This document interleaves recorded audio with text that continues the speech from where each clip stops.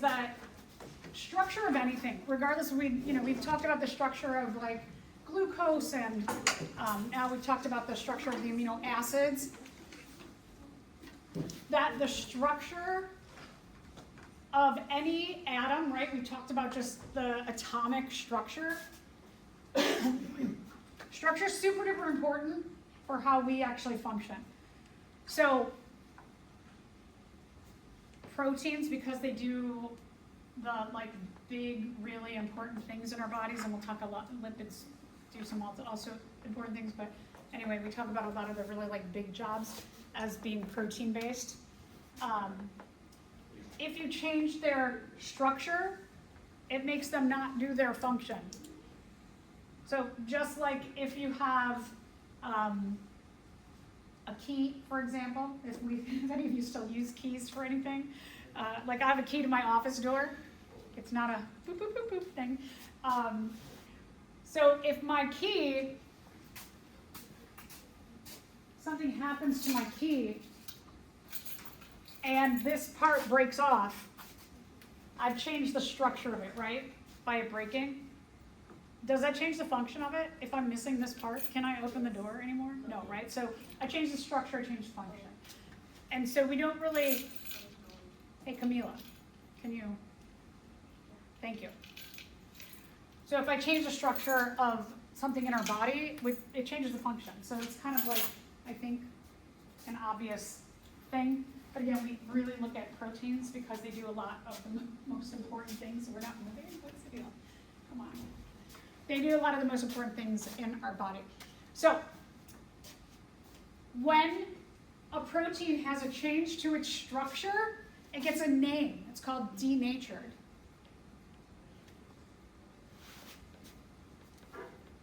So if something happens to a protein, it changes their structure, it changes their function. We say, the protein is denatured. It's changed.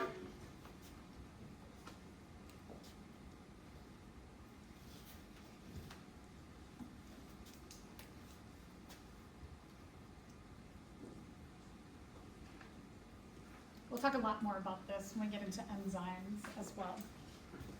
Oh, no, I'm going to talk about a little bit about this now.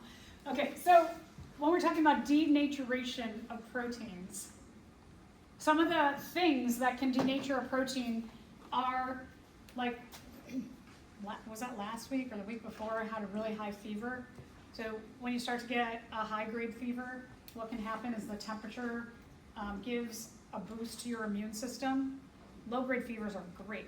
So if you ever have a low-grade fever, like a 101 fever, don't take a fever-reducing agent like an aspirin or an ibuprofen. You want to let your low-grade fever work. So if you take a fever reducer, it's going to reduce that. Low-grade fevers are really important for two reasons. One is that extra heat. We know that heat makes things move faster, makes molecules move faster. So in our body, it gives our immune system a boost. And also the infectious agent, it suppresses it a bit. So a low-grade fever does this really nice thing for us, this natural thing where it gives a boost to your body and it kind of suppresses the thing that you're fighting. So that's great. And if you take a fever reducer, you've taken that advantage of your immune system away. If you get a high-grade fever, what happens is that I always like to think of like a war is happening in your body when you have an infectious agent. And so when you get a fever, right, you get that boost in temperature, and what we want to have happen naturally is we want to keep suppressing this infectious agent until our immune system can get rid of it. Sometimes the infectious agent has an advantage over our immune system, and it starts to proliferate more and more in our body. And then what our body does is this really crazy thing where it keeps kicking up the fever reaction, and to a point where it can become damaging to us because your brain is thinking like, no, more heat will help, it will help, it will help, it will help. And it's like, hey brain, no, stop. But it's trying to overcome this thing. It's trying to catch up to this infectious agent. When your body temperature starts to go up to try and do this crazy thing where it's trying to catch this, it can literally cook your proteins. And so your proteins at a certain level, like our homeostasis of our body temperature, if we rise 10 degrees in our body temperature, all of our proteins are essentially cooked and we die. It's also why if you get a high-grade fever, like I know this last week, I've been really extra sluggish. I've been a bit more exhausted because I know that having a 103.9 fever for a day, it denatured some of my proteins. And those proteins that got denatured, my body this past week has been trying to make them up. And so I'm on like a little bit of an overdrive of recreating things that got denatured last week. So high temperature can do that. Low temperature, you fall into ice. It does the other extreme, is that it starts to freeze your proteins. pH.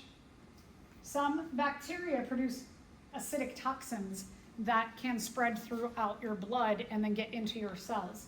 And so your cells can become very acidic, and in some cases they can become basic. So too high temperature, too low temperature, too high pH, too low pH. We'll see other things, we'll get into that in the maybe next unit. And so in general, those can do things to your proteins to change their shape and thus change their function. All right, so let's move on to our last biomolecule group today, and then next time we'll get into the nucleic acids. Yeah, David. I just had a question about protein. Yeah. So let's say like because I've had like a high grade fever before. So what happens to the proteins that were damaged? Do they just like do they get like repaired, or like do they get like wasted? So that's a really good question. So back in the 80s, there was this campaign about your brain on drugs, and so they took the video of the commercial was a hot pan on a stove, and they took an egg, and they took the egg and they cracked it onto the pan, and they said, well, first they showed the egg and they're like, this is your brain. And they crack it and it goes in the pan. They go, this is your brain on drugs. It was really creepy. But everybody, like if you were a kid in the 80s, you remember. Did it prevent people from doing drugs? I don't know. But anyway, so the egg has a lot of protein in it, right? The whites are high protein. And so that is showing, like this crazy commercial was showing that when you cook the egg whites, right, they go from like a gooey clearish material to a solid. Can you take that solid that you've cooked and turn it back into the gooiness? No. So that says that once a protein is denatured, it's done. And so then it'll go through metabolic pathways to start to get at least the nutrients, the carbons, hydrogens, all the atoms. It'll chop those up so that we can use them again. But the protein itself is done, and then it needs to be replaced. And so that's why often when you're sick or you have like a disease or cancer or something like that, things that get destroyed in your body, you're exhausted because your body is in this constant state of replacing things that get damaged in the process of being sick or whatever has happened to you. So they can be recycled, just not repeated. Right. And recycled in the fact that at a molecular level, right, the atoms can be recycled, but the actual protein, no, it's done. Yeah, good, very good question. Yeah. Not to take up too much of class time, but it reminds me of prions. Yeah. And how prions, once they're denatured, they can't go back. And they also cause more damage because they turn other things into prions too. But prions are like more, so viruses are very, very simple structures. They're not even a living thing. And then there's these things called prions. Viruses have a genetic source and a protein coat in their simplicity. Some of them are a little bit more complex. Prions are just proteins, and they make holes in your brain, a lot of them. And so they cause all kinds of like neurodegenerative system disorders are really serious. So, and you can't like cook them away for some reason either. It's a fascinating area of research. Yeah, good addition. I like it. Okay, anybody else?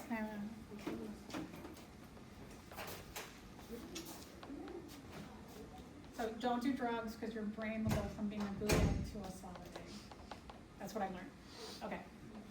Lipids are big. They're the big biomolecule group. The more bonds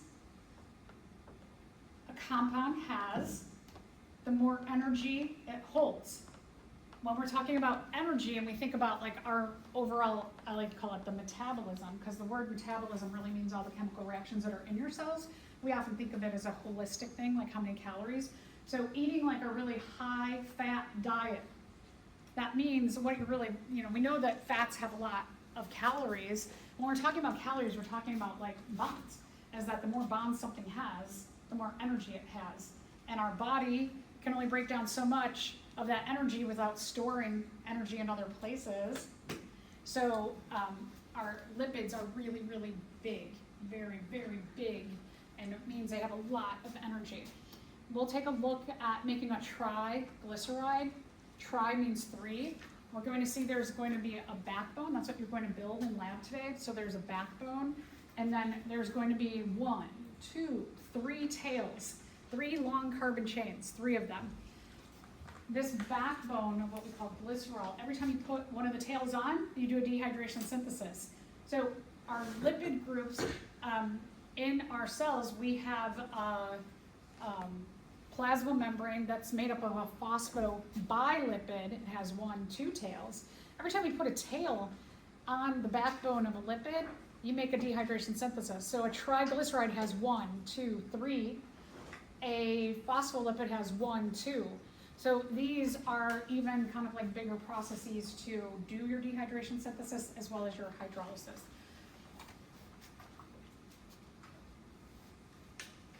So triglyceride, 3 dehydration synthesis. We make 3 waters. We dehydrate out 3 waters.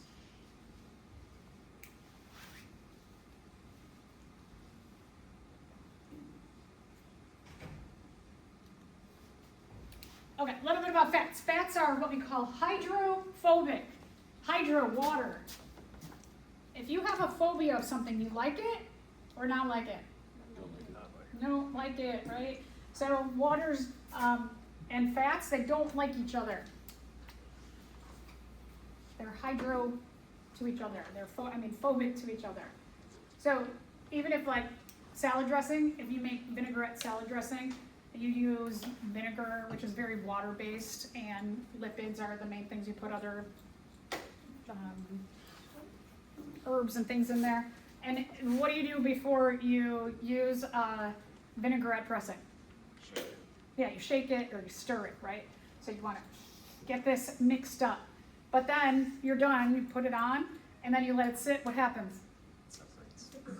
Yeah, they separate again, right? So the oils go back to the top because the oil is hydrophobic to the water, to the vinegar. Okay. So what my point of that is that it makes a good separation of waters in our body, and it keeps water away from certain places that we don't want water. So that's kind of like evolved to be strategic and controlling a bit of what happens with water in our body. Okay, so here's a triglyceride. Holy moly, right? It's we're talking about a really big compound. These are the monomers. There's 4 parts to the monomers. There's a glycerol. I like to call this the backbone. And then you have 3 of these tails. Notice the tails are a carbon with a hydrogen and a hydrogen, to a carbon with a hydrogen and hydrogen, to a carbon with a hydrogen and hydrogen. And then you have the all the way down, you have lots of them. So these carbon tails, but when we're taking a look at this glycerol here,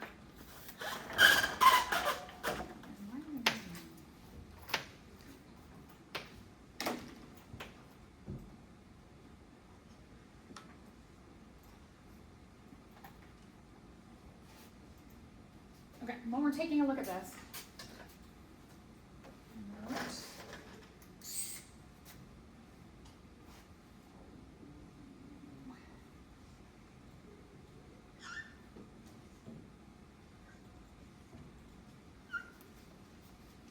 so we want to make sure that your glycerol, so there's 2 things you want to make sure when you're lining up your glycerol and your fatty acid tails. Is one on your glycerol side, you want to make sure that the hydroxyl side faces the tails. So the hydroxyl side's got to be on the inside. You can't have this the other way. This cannot be on the inside. It's got to be on the outside. The hydrogen side, it's got to be on the outside. Hydroxyl side's got to be on the inside. with your fatty acid tails will end in this. We want to make sure that we don't have this on the inside. We want to make sure our tail has this OH carbon double bond oxygen, C, and it'll look like this. And then those will keep looking like a CH2 like that. So we want to make sure that hydroxyl end of the glycerol faces the hydroxyl end of the fatty acid tail. Sounds a little familiar, right? Just like with the carbohydrates, they did the same thing, right? So we want that. Each of these, 1, 2, 3. Sorry. 3. Okay, so there's where our 3 waters come from, each of adding on those tails. When I take a look at what you've built, all I'm going to do is go, yep, yep, yep. And I'm going to look for an oxygen bridge next to a carbon with a double bond oxygen.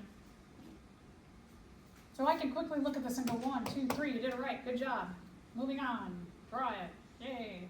Okay, so make sure, again, when we're looking at the specificity of where things are bonding, these molecules and compounds are very, very, very picky and specific.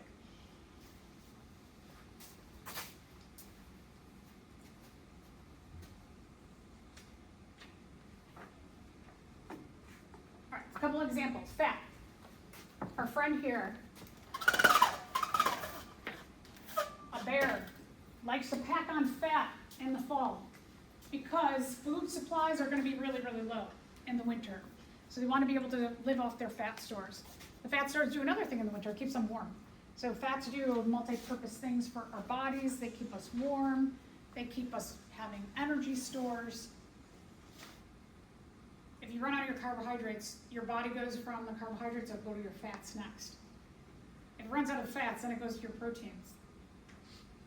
So like marathons, I always say, at about mile 20, your body freaks out and it's done with all of your energy stores. And because you've been pushing your body so hard, your brain freaks out and it starts to eat some of your protein.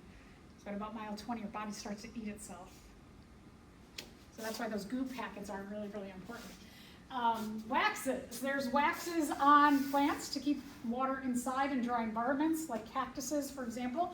We see this evolution of a waxy coating on almost all plants now, right? They have that little bit of like shine to them. Some animals have waxy coatings, and what the waxy coatings do is they have wax on either their fur or like penguins on their feathers, and it provides between the water, the wax, you have water, then you have wax, then you have fur or feathers, then you have your skin, and it prevents the cold water from touching the skin. So it makes like a wetsuit, like a natural wetsuit for them, and it keeps them warmer. And then air accumulates in the fur and feathers, and so the body temperature of the animals heat up the air in here, and it makes not only like a wetsuit, but a heated wetsuit for them.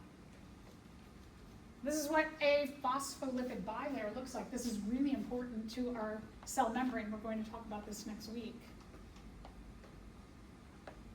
You can see that they have 2 tails. It's not 3 like the triglyceride.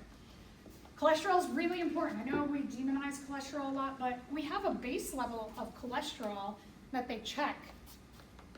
On occasion, people can have too low of cholesterol. And that's a problem too. We often focus on the too high. Testosterone, which is the male sex hormone, we do have some in females